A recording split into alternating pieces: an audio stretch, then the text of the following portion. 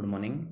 आज चर्चा करेंगे रीतिकाल के बारे में। विक्रम संवत 1700 से लेके विक्रम संवत 1900 तक का जो कालखंड रहा वो रीतिकालीन साहित्य के नाम से जाना जाता है। रीतिकाल के नाम की बात करें, नामकरण की, तो इसके अलग अलग विद्वानों ने अलग अलग नाम दिए हैं। किसी ने इसको श्रृंगार काल कहा, किसी ने इसको कला काल कहा, लेकिन सर्वमान्य जो नाम है वो रीतिकाल है। रीति से अर्थ परंपरा। इन कवियों ने एक परंपरा का पालन किया है, इसलिए इसे रीतिकाल कहा जाता है। अब परंपरा कौन सी? इन्होंने संस्कृत काव्यशास्त्र के सिद्धांतों की जो परंपरा है उसका पालन किया है। संस्कृत के काव्यशास्त्र के सिद्धांतों की परंपरा से मतलब अलंकार संप्रदाय, रीति संप्रदाय, रस संप्रदाय, वक्रोक्ति संप्रदाय, ध्वनि संप्रदाय, जो संस्कृत काव्यशास्त्र के सिद्धांत है उनका इन्होंने पालन किया है, इसलिए इसे उस परंपरा के पालन के आधार पर इसे रीति काल कहा जाता है।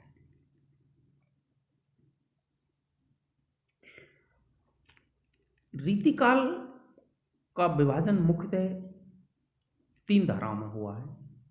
एक रीतिबद्ध, एक रीति मुक्त, एक तीसरा रीति सिद्ध। रीतिबद्ध कवियों में केशव, पद्माकर, देव, मतिराम, भूषण ये कवि आते हैं। सबसे पहले बात करते हैं रीतिबद्ध की। तो रीतिबद्ध जो साहित्य है वो नाम से ही पता चल रहा है कि वो रीति से पूरी तरह बंधा हुआ है और यह पूर्णतया दरबारी साहित्य है।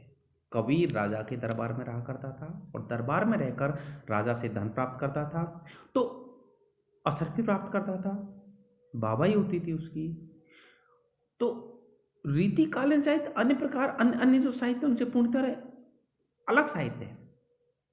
मुगलों का विलासी वातावरण था और उस विलासी वातावरण में कवि को कविता के धन मिलता था। उस समय रीतिबद्ध कवियों की सबसे बड़ी जो समस्या थी वो थी जो जो जो जो जो अरबी फारसी कवि हैं। अरबी फारसी उनके जो कवि हैं, उनके जो नायक नायिका थे वो लैला मजनू, सीरी फराद, हीर रांझा थे। उनके बारे में वो कहानियाँ, मनगढ़ंत कहानियाँ, प्रेम कहानियाँ गढ़ते थे और मनगढ़ंत प्रेम कहानियों के माध्यम से वो बहुत ज़्यादा धन प्राप्त करते थे। लैला मजनू, सीरी फराद, हीर रांझा। अब रीतिबद्ध कवियों की समस्या क्या हुई कि इन्होंने सोचा कि ऐसा नायक और नायिका हो जो जगत प्रसिद्ध हो। इन्होंने इसके लिए राधा और कृष्ण को चुन लिया और राधा और कृष्ण की प्रेम कहानियों के माध्यम से उन्होंने उनको बहुत ज्यादा धन प्राप्त करने का उन्होंने प्रयास किया। तो रीतिकालीन जो कवि हैं उनमें रीतिबद्ध जो कवि है वो पूरी तरह दरबारी कवि हैं। राजा के दरबार में रहा करते थे, कविता के बदले में उनको धन मिलता था और श्रृंगारिकता और अश्लीलता उस साहित्य में बहुत ज्यादा। श्रृंगारिकता और अश्लीलता आ जाने से वो जो साहित्य है वो पूरी तरह एक जो जो जो, जो वातावरण था पूरी तरह विलासता का, उसके अनुरूप वो साहित्य लिखते थे। तो रीतिबद्ध कवियों की एक रीतिबद्ध जिसमें केशव, देव, पद्माकर, मतिराम, भूषण ये कवि हैं जो राजा के दरबार में रहा करते थे। और रीतिबद्ध कवि जिन्होंने रीति का अब यहाँ कवि के साथ साथ एक बात सामने आती है, वो ये कि इन कवियों को एक आचार्य का और पद मिलता था। कवि कर्म के साथ साथ एक आचार्य कर्म। इसका मतलब कि कविता के साथ साथ एक आचार्य का मतलब कि जो संस्कृत काव्यशास्त्र के सिद्धांतों का इन्होंने जो पालन किया है, उन संस्कृत काव्यशास्त्र के सिद्धांतों का हिंदी में अनुवाद। कैसे? जैसे जहां प्रस्तुत में पाइए अप्रस्तुत को ज्ञान, कहूँ वाचक कहूँ श्रेष्ठ से समासोक्ति पहचान। अब समासोक्ति अलंकार का उन्होंने इस तरह का अनुवाद किया।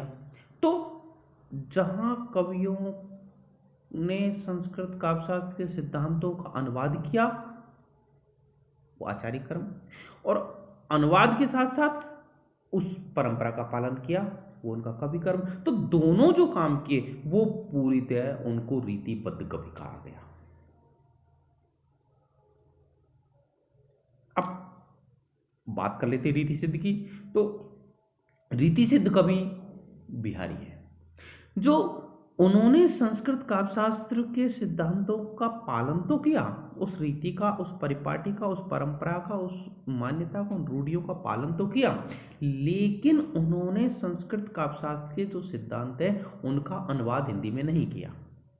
अर्थात वो रीतिबद्ध कवि तो हैं लेकिन मात्र कवि हैं, वो आचार्य नहीं है। और आचार्य कहा किनको गया?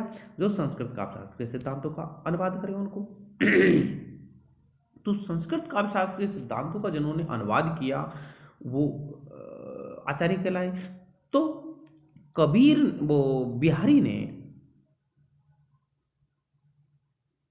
जिनको